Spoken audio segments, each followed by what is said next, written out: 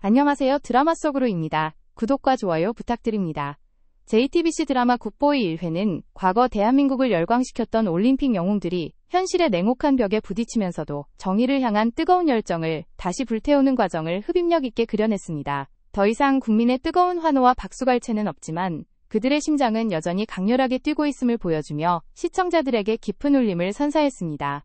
인성씨의 어벤져스로 거듭날 특채 출신 메달리스트들의 등장은 금토끼를 필두로 한 거대 악을 무너뜨릴 험난한 여정의 시작을 알렸고, 특히 위기에 처한 주인공들의 박진감 넘치는 액션은 1회 최고의 명장면으로 손꼽힙니다. 이야기는 복싱 금메달리스트였던 윤동주가 부패한 동료 경찰을 폭행한 일로 강등되어 인성씨로 오게 되면서 시작됩니다. 그는 이름처럼 하늘을 우러러 한 점 부끄럼 없는 정의로운 인물로 그 고든 성품은 시청자들의 공감을 자아냈습니다. 한편 은퇴를 1년 앞둔 조판열 인성지방경찰청장은 오로지 공적과 평판에만 집착하는 인물로 인성씨를 장악하려는 금토끼파 때문에 골머리를 앓고 있었습니다. 이런 상황에서 기러기 아빠인 고만식 경위는 문제아 동주를 팀에 받게 되고 동주의 첫 출근과 동시에 금토끼파 검거 현장으로 출동하게 됩니다. 그들은 광역수사대 안대용 팀을 보조하는 역할이었지만 사건 현장은 시작부터 심상치 않은 기운이 감돌았습니다. 확실한 함정을 파고 금토끼파 조직원 봉다리를 뒤쫓던 중 갑작스러운 폭발과 함께 화재가 발생하고 금토끼파는 그 틈을 타 모두 도주합니다. 여기서 의문스러운 점은 화재 발생과 동시에 소방차가 출동했다는 것인데, 마치 화재를 미리 알고 신고한 듯한 정황은 단순한 사고가 아닌 배후의 음모를 강하게 암시했습니다.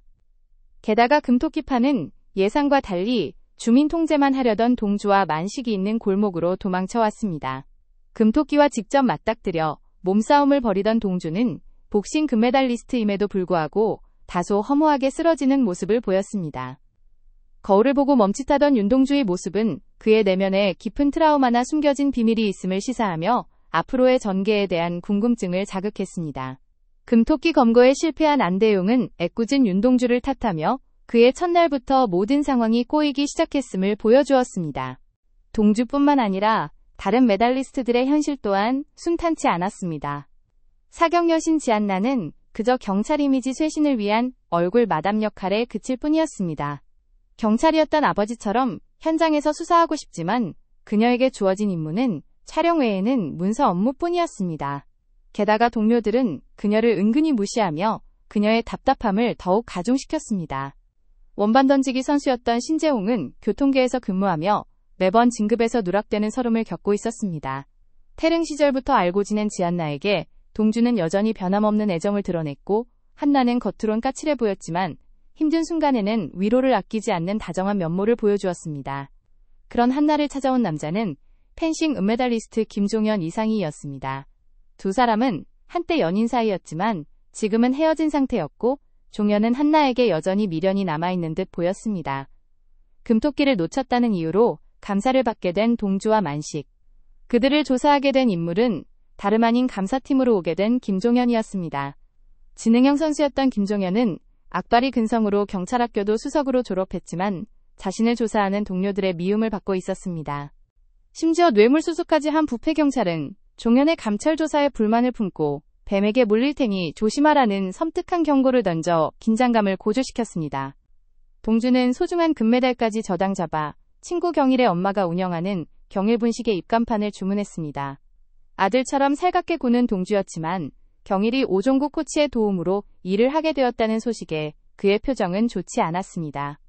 과거 오종구는 동주가 금메달을 따자마자 MMA에 진출시켜 큰돈을 벌려 했지만 동주가 이를 거절하자 도핑 테스트 거짓 결과를 터뜨려 그의 인생을 망가뜨린 악연의 인물이었기 때문입니다. 고만식과 동주는 잠복 근무를 하게 되었는데 기러기 아빠로 힘들게 생활하는 만식은 휘발유도 10,000원어치밖에 못 넣는 처지라 에어컨도 켜지 못하는 안타까운 상황이었습니다. 게다가 금토끼를 놓친 일 때문에 조판열 청장의 비위를 맞춰야 해서 술자리에 불려가게 되었고, 홀로 남겨진 동주는 더운 날씨에 옷까지 벗어던지고 잠이 들었습니다. 밤이 되어 잠에서 깨어나 물을 마시던 동주를 갑자기 뒤에서 차가 들이받는 사고가 발생했습니다. 큰 부상은 아니었지만 차 안의 남자는 동주를 매단 채 질주했고, 동주는 급회전길에 굴러떨어져 다치게 되었습니다. 설상가상으로 고만식의 차마저 차량털이범들에게 털리고 말았는데 그곳에서 동주는 자신 말고도 이미 뺑소니를 당한 또 다른 피해자를 발견했습니다. 병원으로 실려간 뺑소니 피해자는 관세청 직원 이진수였습니다. 뺑소니 차량을 어디선가 본 듯 계속 고민하던 동주는 결국 금토끼 사건 실패 후 안대용이 던진 서류를 줍다가 뺑소니 차를 봤다는 것을 떠올립니다. 한국에 단 한 대만 들어왔다는 그 차는 금토끼가 밀수한 차량이었지만 누구에게 팔았는지는 알 수 없는 상태였고 밀수 신고를 한 사람은 다름 아닌 이번에 사망한 관세청 공무원 이진수였습니다. 한편 밀항하려던 금토끼는 갑자기 누군가의 전화를 받고는 딱 한 것만 처리하고 간다며 다시 발길을 돌려 거대한 음모의 실체가 서서히 드러날 것임을 암시했습니다. 지안나는 사망한 이진수 관련 유품과 서류를 정리했지만 사망 소식에 힘들어하는 가족들에게 차마 전달하지 못해 자신의 집으로 가져갔습니다. 김종현은 금토끼 사건을 조사하던 중 화재 신고가 화재 발생 5분 전에 이미 접수됐다는 사실을 알아내며 내부에 가담자가 있다는 결정적인 단서를 포착했습니다. 고만식은 익명의 제보 전화를 받고 출동한 동주가 금토끼파의 함정에 빠진 것을 눈치챘지만 현장에 도와줄 사람은 안대용 팀뿐이었습니다. 도움을 요청하는 만식에게 안대용은 나를 이겨보라 하며 그를 바닥에 매다 꽂는 비협조적인 태도를 보이며 긴장감을 더했습니다. 한나의 집에는 이진수의 서류를 찾으러 괴한들이 들이닥쳤습니다.